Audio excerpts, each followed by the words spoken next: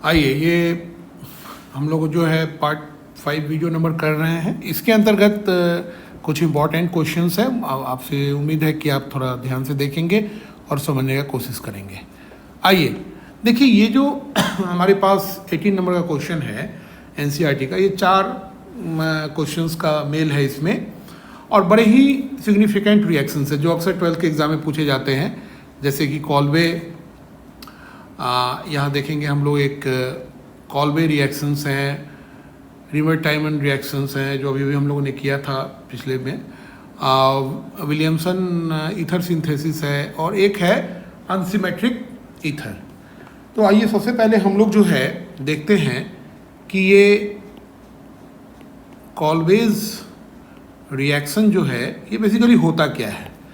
सबसे पहले मैं आपको बता दूं कि ये सैलिसिलिक एसिड, ओके, ये जो कंपोनेंट है आपका, मैं यहाँ लिख दूँ कंपोनेंट्स, आपको समझ में आ जाएगा।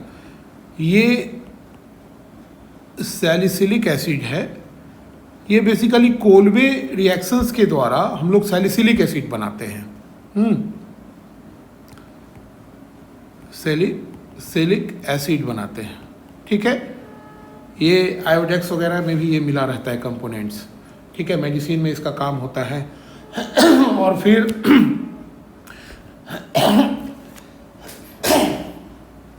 इसका फर्दर सिंथेसिस करके हम लोग एस्पिरिन वगैरह भी बनाते हैं, तो वो भी देखेंगे। आइए यहाँ देखते हैं कि हम लोग इसको करते क्या है। बेसिकली सोडियम फिनॉक्साइड जो है इसको हम लोग कार्बन डाइऑक्साइड में हीट करते हैं। तो पहले तो सोडियम फिनॉक्साइड बनाएं। देखिए, ये हमारे पास एक कंपोनेंट है एक कंपोनेंट है, ये देखिए OH फिनॉल, फिनॉल है। यहाँ पे हम लोग जब इसको NaOH के साथ रिएक्शन करवाते हैं तो ऑब्वियसली है ये कन्वर्ट हो जाएगा आपका सोडियम फेनॉक्साइड में। किस में हो जाएगा? सोडियम फेनॉक्साइड में, ठीक है।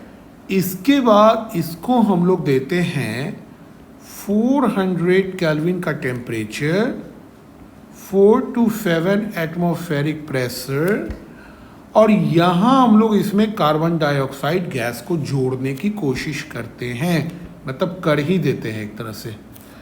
तो यहाँ हम लोग के पास एक कंपोनेंट आ जाएगा, देखिए, बाकी तो सिर्फ वैसे ही रहेगा। यहाँ हो गया OH कंपाउंड, और यहाँ जब हम लोगों ने डबल बॉन्ड जोड़ दिया, कार्बन डाइऑक्साइड को इंट्रोड्यूस कर दिया, बेसिकली हमारा C double bond O group जुड़ गया, और इसमें जो सोडियम फेनॉक्साइड का जो Na है ये सॉल्ट फॉर्म में लग गया। क्या हो गया जी इसका नाम? इसका नाम हो गया sodium silicate.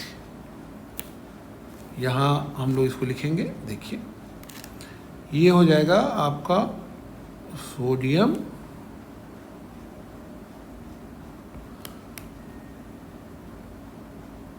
Salicylate, sodium salicylate. अब यहाँ पे इसका हम लोग क्या कर देते हैं कि हाइड्रोलिसिस करवा देते हैं। हाइड्रोलिसिस या H+ यानी कि इन प्रेजेंस ऑफ एसिड, जब रिएक्शन कराते हैं तो Na उड़ जाता है वहाँ से और H लग जाएगा। तो Na जब उड़ेगा, देखिए Na जब यहाँ से उड़ जाएगा OH हो जाएगा, और ये यहाँ पे C डबल बॉन्ड OH हो जाएगा। तो इसका नाम हो जाएगा 2-हाइड्रोक्सी बेंजोइक एसिड। क्लियर है?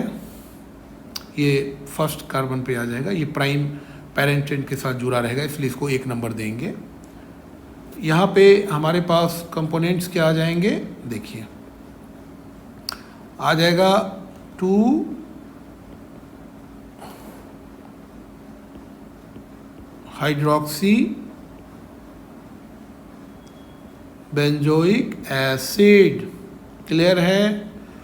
और ये आपका मेजर प्रोडक्ट बनेगा।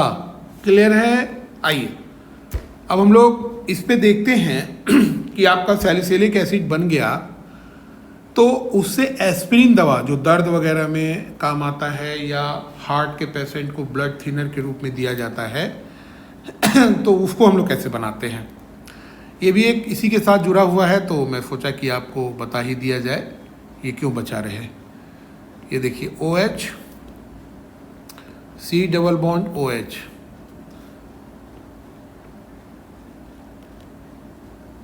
सैलिसाइलिक एसिड हो गया। क्लियर है? इसको आपका acetic anhydride CH3CO okay 2O हम लोग एसिटिक एनहाइड्राइड के साथ रिएक्शन करवाते हैं कॉन्सेंट्रेटेड H2SO4 के प्रेजेंस में, और हमारे पास एक कंपोनेंट बनकर सामने में आ जाता है O, फिनॉल की जगह पे यहाँ CO CH3 लग जाता है और यहाँ लग जाता है COOH ना, और इसके बाद फिर इसमें से जो CH3 है वो निकल जाता है, जो मतलब दो है ना, एसिटिक एनहाइड्राइड में दो कंपोनेंट्स लगे हुए हैं CH3CO के, तो एक निकलकर आपका जो है वो कन्वर्ट हो जाता है किसमें, एसिटिक एसिड में। देखिएगा CH3COOH ये कन्वर्ट हो गया आपका एसिटिक एसिड। ठीक है? क्लियर है यहाँ? और ये हो जाएगा आपको एसिटॉक्सी बेंजोइक एसिड, सेकेंड नंबर का है, तो 2 एसिटॉक्सी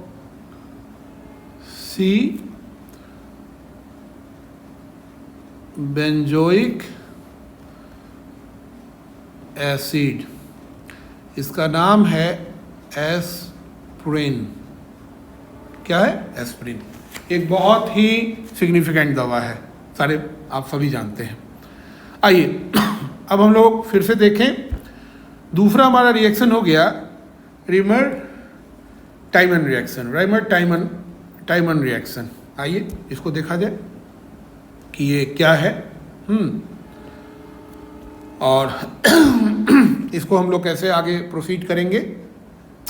देखिए इस रिएक्शन के द्वारा जो हमारे पास बनता है वो बनता है सैलिसल्डिहाइड।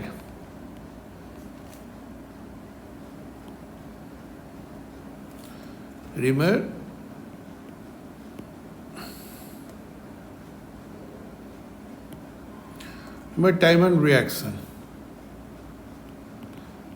इस रिएक्शन के द्वारा हमारे पास जो बनकर आएगा वो बन के आएगा सैलिसल्डिहाइड।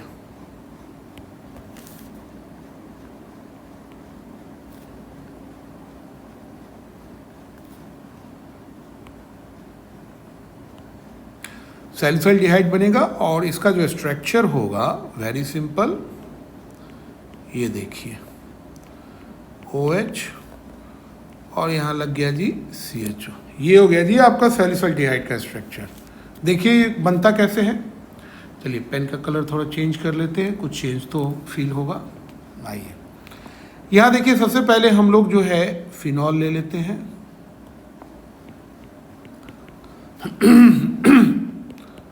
फिनॉल, इसको हम लोग जो है क्लोरोफॉर्म CHCl3 क्लोरोफॉर्म हो गया और plus aqueous NaOH sodium hydroxide के प्रेजेंस में 340 केल्विन पे हीट करते हैं और एक इंटरमीडिएट कंपाउंड बनता है। देखेंगे जरा सा कौन सा इंटरमीडिएट कंपाउंड बनेगा। आइए, ये Na+- और यहाँ हमारे पास CHCl2 जुड़ गया।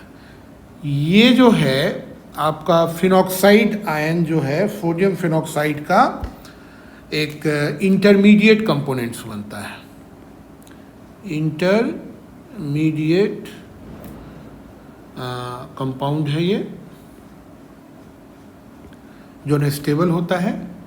फिर इसका हम लोग NOH के साथ फर्दर रिएक्शन कराते हैं तो ये CH हटकर CHO में कन्वर्ट हो जाता है। देखें जरा सा, देखिए यहाँ इस तरह से रिएक्शन होगा, ये देखिए यहाँ O Na प्लस और माइनस और ये लग गया जी CHO। तो ये हो गया बेंजल डिहाइड और ऊपर लग गया आपका sodium phenoxide. Benzaldehyde sodium phenoxide वाला कंपाउंड हो गया। और यहाँ पर जब हम लोग फर्दर एसिडिक मीडियम में जब वाटर के साथ कंपोनेंट रिएक्शन कराते हैं तो फाइनली इसमें से क्या होता है कि एक जो है Na हटके और H लग जाता है और एक जो H बचता है वो आकर H2O में लग के इसको बना देता है H3O+ हाइड्रोनियम आयन में। और यहाँ आपका एक कंपोनेंट्स जो है लाके फर्दर OH और ये CHO, ये हो गया जी सैलिसिल डिहाइड।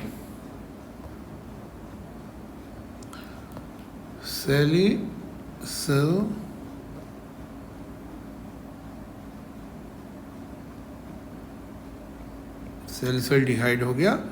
और अगर IUPAC में लिखेंगे तो 2 हाइड्रोक्सी बेंजल डिहाइड है, 2 हाइड्रोक्सी बेंजल डिहाइड। क्लियर है? तो देखिए बड़ी सिंपल तरीके से आप इस पूरे मसले को समझ सकते हैं। ये रिएक्शंस है और बड़ा ही इम्पोर्टेंट रिएक्शन है, हमेशा एग्जाम्स में ये पूछा जाता है। अब आइए, अब हमारे पास देखिए थर्ड में कौन सा बचा जी, Williamson ether synthesis.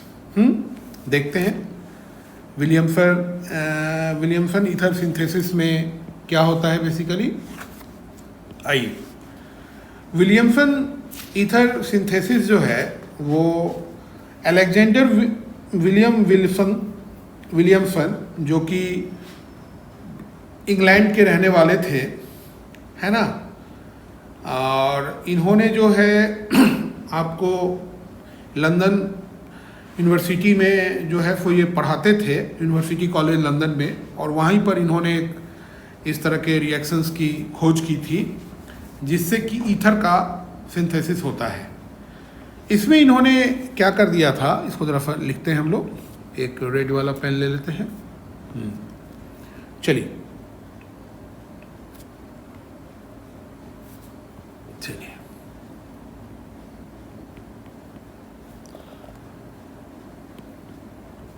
Williamson synthesis.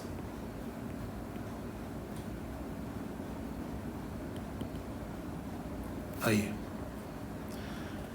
ये कैसे बनता है। इसमें क्या है कि alkyl halide with sodium alkoxide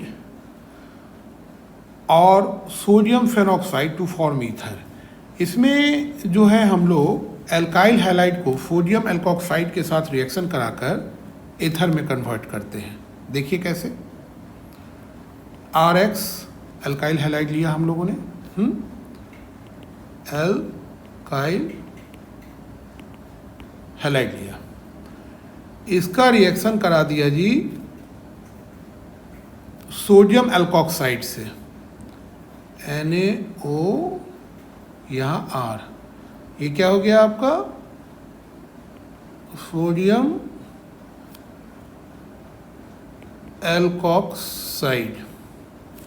जब ये रिएक्शन कराते हैं तो देखिए ये दो कंपोनेंट जो है यहाँ से निकल जाते हैं और फाइनली हमारे पास ROR डैश, एल्काइल वाला ये तो हम लोग डैश में ही ले लेते हैं, तो और प्लस यहाँ NaX बना देते हैं। ये जो कंपाउंड हमारा है that is the ether. Okay, अब देखिए फर्दर हमारा इस पर किस तरह का रिएक्शंस होगा हम लोग थोड़ा डिसाइड करते हैं उस पर। आइए अब हम लोग कन्वीनियंट के लिए जो है आपको बता दें कि it is convenient method for the preparation of symmetrical as well unsymmetrical ether. देखिए कैसे, पहला हम लोग कंपोनेंट्स लेते हैं CH3 CH2I, ये क्या है जी, इथाइल आयोडाइड,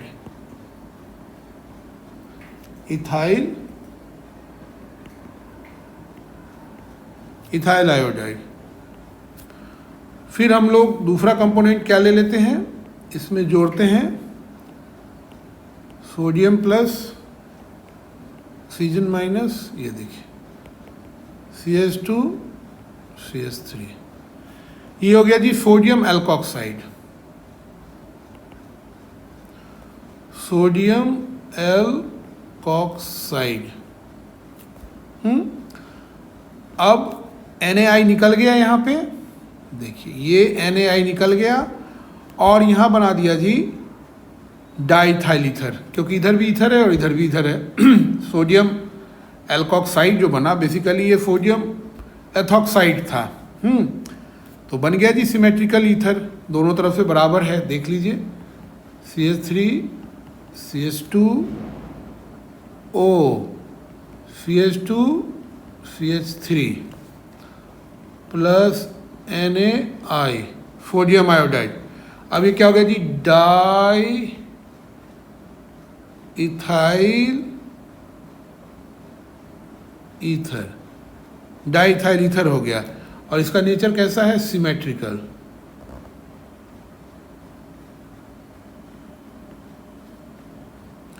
सिमेट्रिकल ईथर हो गया। अब थोड़ा अनसिमेट्रिकल ईथर को देख लें। अनसिमेट्रिकल ईथर जैसे मान लीजिए CH3Br प्लस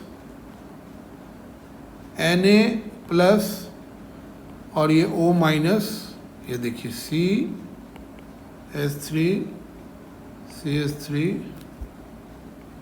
CH3। यहाँ पर आप देखेंगे कि ये आपका फिर से कन्वर्ट हो जा रहा है CH3O CH3, यहाँ पे हो गया आपका CH3, यहाँ हो गया CH3 और प्लस NaBr में।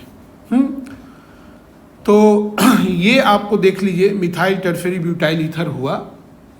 इसका नाम जो है मिथाइल टर्शियरी ब्यूटाइल